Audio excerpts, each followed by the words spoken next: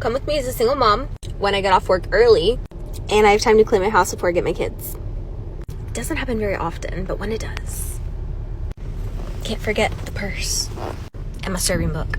So a few things about me as I'm walking up my apartments, because I live on the 3rd floor because it's the cheapest.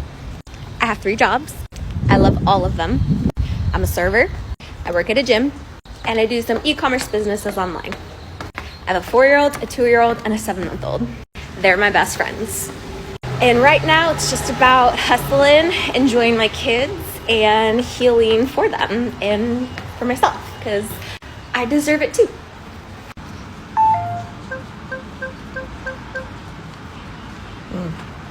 First, let's get out of these work clothes. Ready?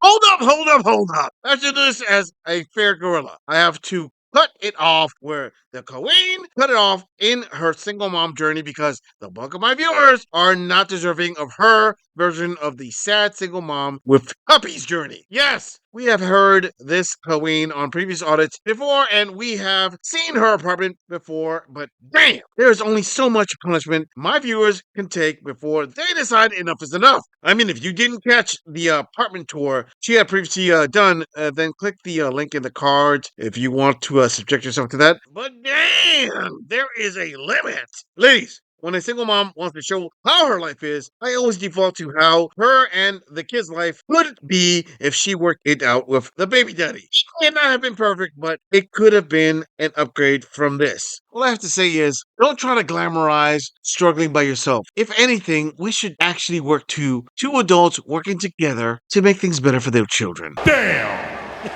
Before we move on, I want to bring attention to the fact that 79% of my viewers are not subscribed to my channel. Come on, fam. You've seen my logo on other channels, and you're already here. Please hit that subscribe button and support the channel. It really helps out. Moving on. Patriarchy keeps women safe. From what exactly? Dinosaurs? Aliens? Radioactive rats? You know, it's almost like the patriarchy created an unsafe world by producing violent and aggressive men, and then came up with a half-assed solution in the form of gender roles which assume men to be our protectors. But even its solution doesn't work because women have no way of knowing which men are which.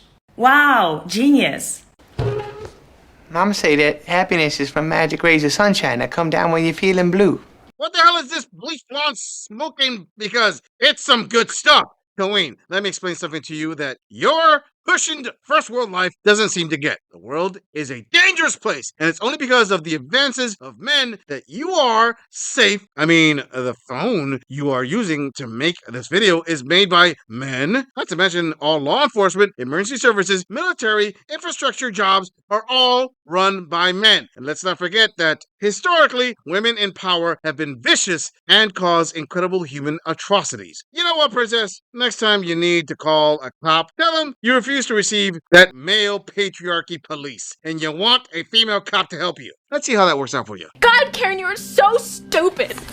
Moving on. So I love the fact I've been doing microfeminism at work without knowing I'm doing microfeminism at work. I just thought I was Southern and petty, but being surrounded by mostly males in my workplace, I personally feel the need to be even more feminine. So here are a few of my microfeminisms. This is my work bag. This is the main cup I bring to work on a daily basis. This is the notebook I bring into big meetings. I just love her. This is my regular little notebook. This is my planner. This is the sign that I made. It hangs outside my cubicle. And this is the one I made for my manager, and she's the only other female on my team. God, I wish I had a picture of my cubicle because, of course, it's decorated. I have like a decorative throw pillow in there, a rug. Like, people tripped out when they saw that I had a rug in my cubicle. I have a plethora of colored pens. This is one of my favorite blazers that I love to wear to big meetings. I mean, y'all think about me walking into a room full of men, wearing this hot pink blazer, carrying my big pink cup, and taking notes on my Lily Pulitzer printed pad folio using colored pens. Then I open my mouth and they realize I'm organized, I'm prepared, I'm competent. It blows minds.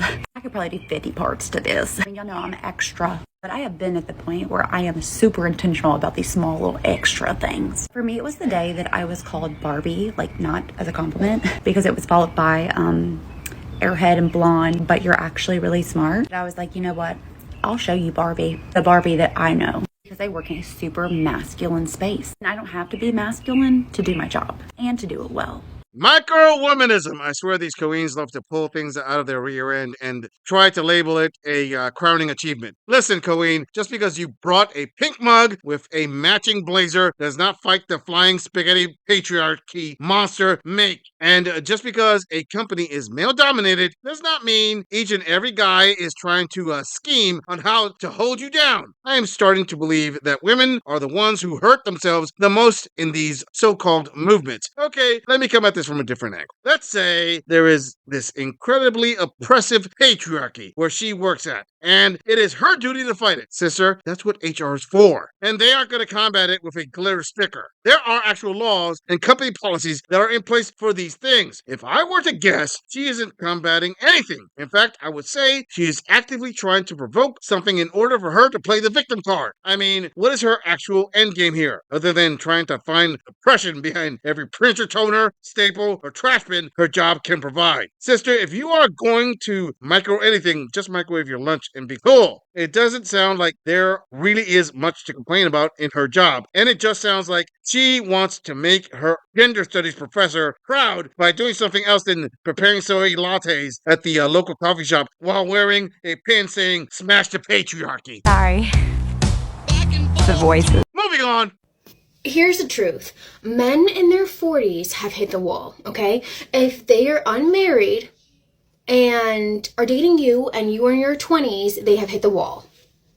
Funny enough, I actually had a mentor years ago that really motivated me to, or really just encouraged me actually, to date men in their 40s because they are now at their peak financially, they're more ready to settle down, etc., etc. You know, they've been hustling and bustling all their 20s, a lot of their 30s to get to where they're at, and this is the perfect target, right? Now, here's what I noticed. If you are a woman in your 30s and you want to date a man in his 40s, great. I think that actually makes a lot of sense. But if you are in your 20s dating a man in his 40s, let me tell you what you're probably going to experience on your dates. These men are very ageist. They will constantly complain about women their age, okay? They will complain about how they can't really vibe, how there's just like, how they're just so youthful at heart, and how, they're just a young spirit, okay? It is exactly the same script, I promise you, because I have been on a few dates with different men like in their 40s, and I can tell you, on the first date, it's literally the same script. I promise you it is, okay? Oh, it's the truth because she said it's the truth. No actual hard data or any logical progression. Nope, this is feels before reels. Oh, the wall to my male viewers. How did that wall smashing go for you guys? I mean, the obvious of a 40-year-old man dating a woman in her 20s proves he hit the wall. Just not the wall she is thinking about.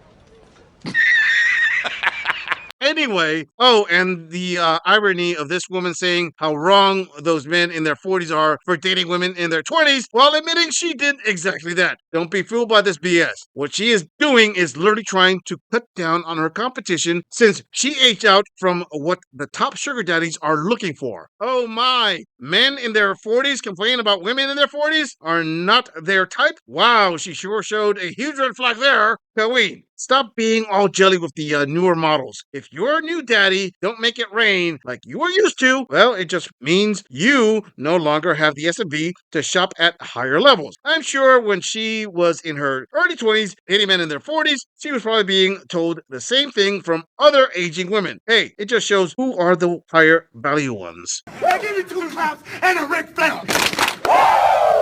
Then they'll keep talking about how they're not in a rush to have kids, yet they want kids. So I'm like, well, how does that work? Right? So are you saying you don't want kids right now? So you didn't want kids in your 20s. You didn't want kids in your 30s. You kind of want kids right now in your 40s. AKA, what I'm getting at is they're afraid of commitment, okay? There's no right formula that's going to make them ready to commit. These are forever lasting bachelors, okay? So I want you to be very vigilant. These are men that will not take themselves seriously, and they surely will not take you seriously. These men will also complain about how women are only using them for money. I have not heard these scripts from men who were a little bit younger. I just haven't heard it. So I'm really just gathering that it's just men in their 40s who they can't attract any real relationship. So yeah, women who are looking just for money will gravitate towards them because these men themselves are...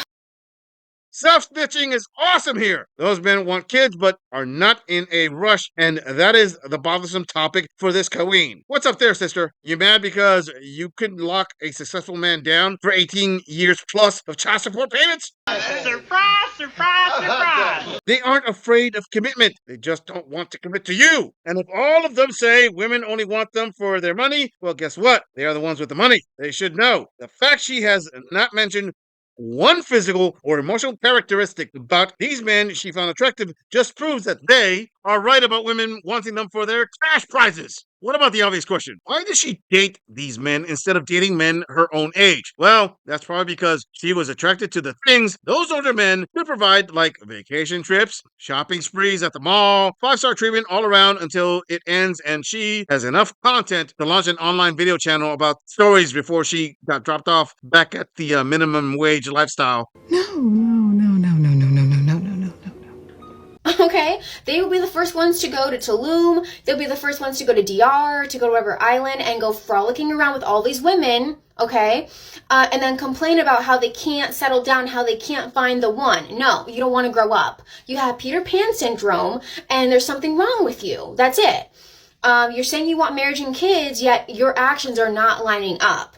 So, yeah, these men will hit 10 walls and they'll turn 50, 60 and they're like, oh my God, I really want someone. But at that point, they probably, they have some Russian wife who's 22 or whatever, who is waiting for her check the moment okay? And that's what they get. So here's my bottom line. I am done personally dating men in their 40s. It has to be a big exception at this point if I were to go out with one. But also, like, I'm traveling right now, and even men in this foreign land act the same who are in their 40s, literally giving me the same script in another language. So it's just universal. So if you were considering dating this way for lifestyle, maybe adjust like the age range on the dating apps. I know they can be fun for like shopping or whatever, but you can also find generous men who are a little bit younger as well. Okay, hope this helps. Tell us how you couldn't lock down the HVM without telling us. I am sorry there, Colleen, but if those men didn't want to commit to you, well, pound sand. They have a choice in it. You can try all you want to lay that shaming language super thick, but you missed the mark. Hey, if a guy would rather fly down to the DR than wife you up, what are we supposed to say? He was in the wrong? Please, sis. You made it to the playoffs, but you didn't get the championship wedding ring. And she just invented 10 walls for men. Sweetheart, the guy can have a kid well into his 60s. That is his prerogative. Why are you mad that a man with money didn't crack your eggs? Who hurt you?